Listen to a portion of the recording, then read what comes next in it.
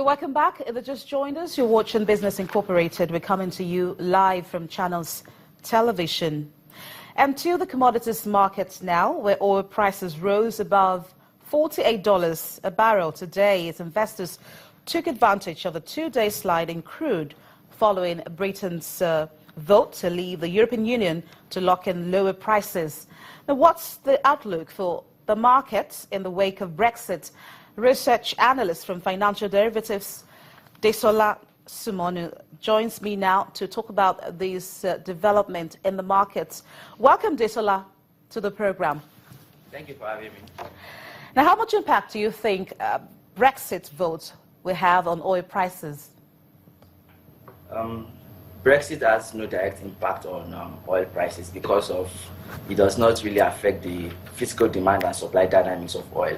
However, it affects it in the form of the currency because oil is traded in the dollar and in the US dollars. And since the referendum on Thursday and the results on Friday, the pound plunged to about 30-year low against the dollar, which strengthened the dollar. So, and we know that oil is priced in dollar, which means that when the dollar strengthens, it becomes more expensive to holders of other international currencies. So the stronger dollar, as well as the uncertainty concerning the economic growth prospects in Europe and the UK, is affecting the price of crude oil. Now, we understand that oil prices are beginning to recover on some bargain hunting. What's your view on this?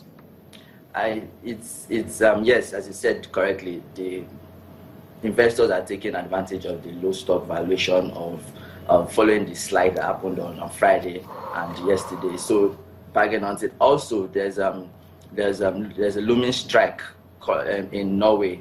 There's several oil and gas fields are planning to go on strike in Norway, and Norway is a major producer of oil in Western Europe. So that also the expectation that there'll be a shortfall in supply is also affecting the oil, and that's why we see the prices moving up to about $48 per barrel. So we should expect a spike in oil prices following stories that said that oil and gas companies in Norway may go on strike. Yes. For me, yes, I believe that yes, that we expect that the price, at least that's giving some form of support. Also, there's also expectation of demand in US and Asia, summer demand, because now summer, the sun is out, and so we expect summer demand, the expectations of strike, stronger dollar, all these factors together are supporting prices, and they so far have outweighed the effect of Brexit on oil prices. Will this rise be sustained, or will it be just for a short-term period? As you know, the oil price of oil is quite volatile, and I can't say for sure. But what I can tell you is the effect of Brexit is temporary because the fundamentals have not changed. There's no there's no significant change in the demand or supply of oil, and the UK accounts for only 2% of global oil demand. So I don't expect the current route to persist for long, and I think that the prices are still going to inch higher in the near future. Desola Sumonu, financial analyst with the Financial Derivatives Company. Thank you so much for your time. Okay, let's go over to Ghana, which says it will not quit its current program with the International Monetary Fund and will not compromise on targets set under the three-year deal for elections this year. Ghana, the world's second largest cocoa exporter, which also exports gold and oil, signed a three-year austerity program with the IMF in April of 2015 to fix its economy plagued by deficit, high public debt and inflation consistently above target. Under the deal, the West African country will receive up to $940 million from the fund as balance of payment support.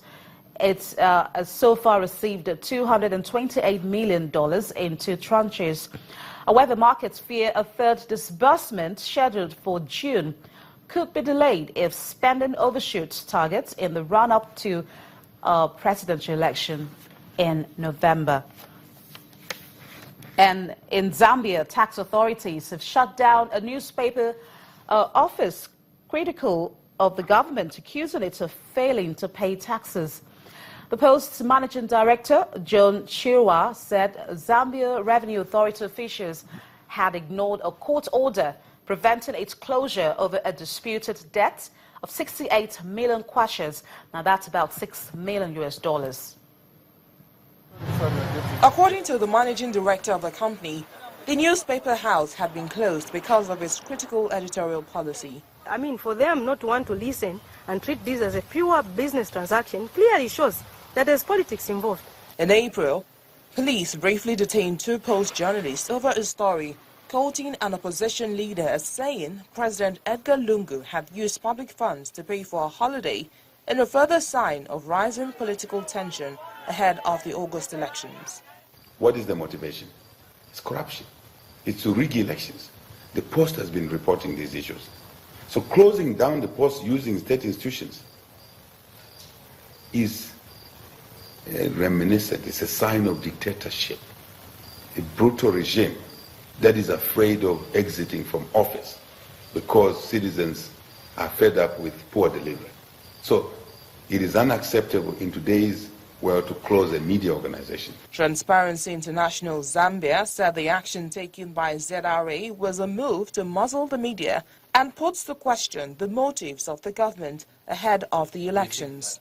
We think that this will reduce transparency of government actions. And I do think that the international community, the Zambian people, and all the observers are clearly seeing that the actions of government are only intended to pursue political capital rather than treat Zambians fairly. While the Post may have obligations, which we hear they have actually met already, we think that government must treat all citizens fairly. On the streets, some say the closure of the Post just adds to rising tensions in the country. People are very affected by this move and totally think it's a political act. Given the fact that in August we'll be having our elections, it's very vital that the Post should be open because people need to be expressing themselves at this moment. Zambia is Africa's second biggest copper producer, but its economy has been hit by falling world demand, primarily due to a slowdown in China. Critics blame Lungu for a weakening currency that has lost about 20% since April. We'll go on a break now, and we'll be right back.